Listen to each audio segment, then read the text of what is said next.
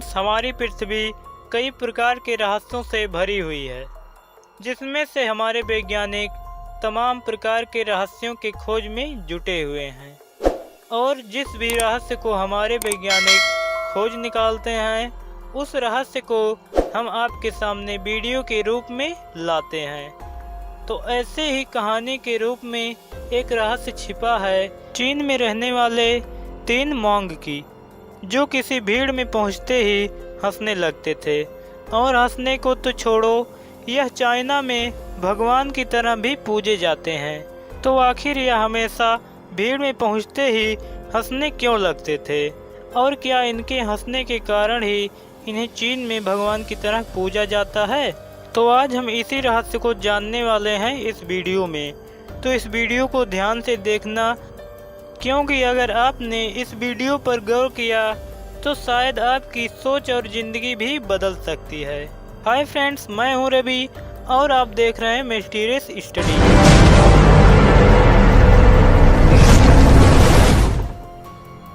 दोस्तों, चीन में रहने वाले 3 भिक्षुक थे। वे बहुत ही सकारात्मक सोच वाले थे।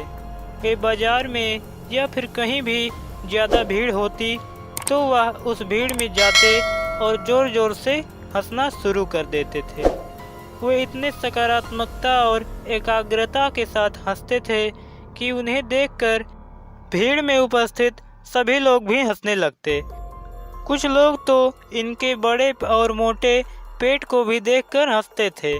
और इस तरह जब भीड़ में उपस्थित सभी लोग हंसने लगते तो तीनों बुद्धा उस गांव से निकलकर किसी दूसरे गांव में निकल पड़ते। वे इतने एकाग्रता के साथ हंसते थे मानो उन्होंने पूरी प्रकृति को ही मजाक बना लिया हो। कुछ लोगों ने इनसे यह भी जानना चाहा कि आप भीड़ में पहुंचते ही अचानक हंसने क्यों लगते हैं, लेकिन उनमें से किसी ने भी उनको कोई जवाब नहीं दिया। इस तरह सभी को हंसते हंसाते उनमें से एक बुद्धा की मृत्यु हो जाती है।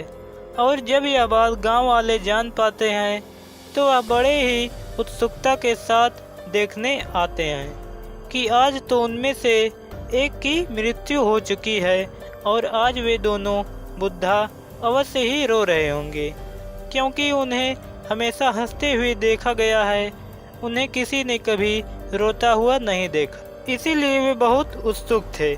लेकिन उन्होंने देखा कि एक की मृत्यु हो जाने के बाद भी दोनों बुद्धा हंस रहे थे।